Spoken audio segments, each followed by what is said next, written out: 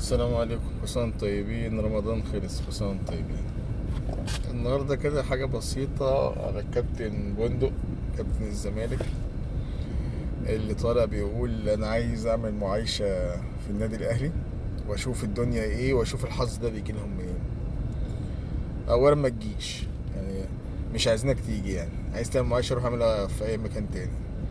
في الأهلي لا، مش عايزينك. بس أنت لو عايز تعرف الحظ بيجي لنا منين هقول لك كام حاجة كده تعرفهم. اول حاجه، من اعلى حد في الاهلي لغايه اقل حد في الاهلي، شوفوا بيعمل ايه. يعني احنا مثلا عندنا في الاهلي مفيش رئيس نادي بيقول لك انتظروا حاجه على صفحتي وفيديو على صفحتي، وتحس ان الموضوع ما يبقاش رئيس نادي على قد ما هو راجل بيعمل دعايه لنفسه او بيعمل اعلانات لنفسه. عمر ما الخطيب قال لك تعالى انا في حاجه هنزلها على صفحتي وشوفوا في الدنيا فيها ايه. دي اول نقطه. النقطه الثانيه، شوف اللعيبه، شوف اللعيبه وشوف الاهلي بيعمل ايه مع اللعيبه. ما عندناش لعيب بيتنطط على الاهلي. اللعيب اللي عايز يمشي بيمشي. تمام. خد بالك النقطه دي ليها جزئين. الجزء الاولاني ان اللعيب عايز يمشي او جاي له عرض احسن، فاحنا ما بنقفش عليه ويعني مش عايز اقول جمله وحشه، بس يعني كعبنا عالي عليه شويه. الاهلي عمره ما بيتحل على حد، ومهما كان مين بيمشيه. يعني حسام حسن وعبد الله السعيد وناس كتير، واللعيبه نفسهم عارفه، واللعيبه في مصر عارفه ان الاهلي ما بيقفش على لعيب. تمام. فدي نقطه برضو اعرفها، نقطه الرئيس ونقطه اللعيب.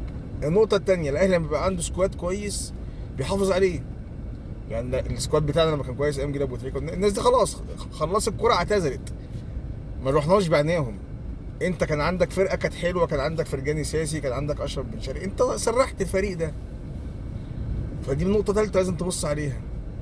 النقطه الرابعه، مفيش محسوبيات. مفيش ده ابن مين وده ابن مين وده ابن مين وده ابن مين. تمام. النقطة الخامسة، القنوات الحيادية. يعني شوف قناة الأهلي ما بتتكلمش عنكم تقريبا ما بتتكلمش عنكم إلا إذا انتوا حد فيكم اتكلم فبيطلعوا يردوا عليه، كان غير كده مفيش. انتوا بقى ال 24 ساعة مع الأهلي. يعني تركيز، دي نقطة خامسة في القصة، إن تركزوا في نفسكم. اللي بيتعالج لازم بيعترف إن هو تعبان. لو ما اعترفش ما بيروحش يتعالج. انت لازم تعترف ان عندك مشكله.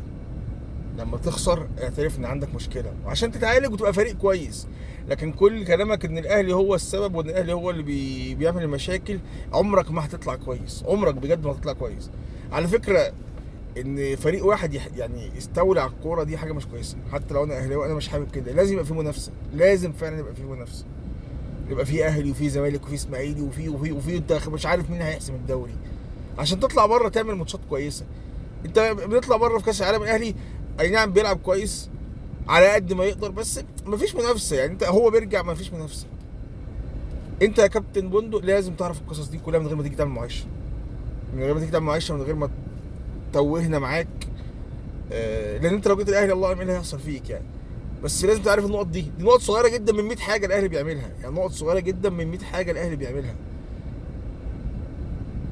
انا شايف النقطة الأولانية برضو بتاعت رئيس النادي عندكم. رئيس النادي عندكم أنا شايف إن اسمه بقى مشهور أكتر من النادي نفسه.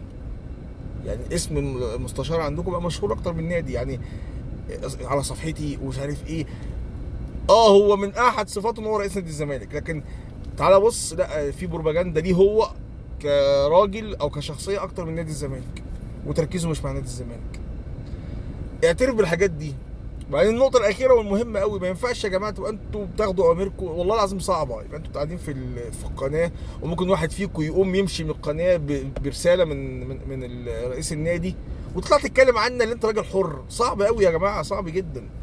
يعني ده في ناس بيبقى كان في لقاء تلفزيوني ويتصل على رئيس النادي يقول له طب أنا هعتذر دلوقتي همشي عشان رئيس النادي قال لي ما تكملش اللقاء. يبقوا بيتكلموا يقول له طلعه بره ويتكلموا.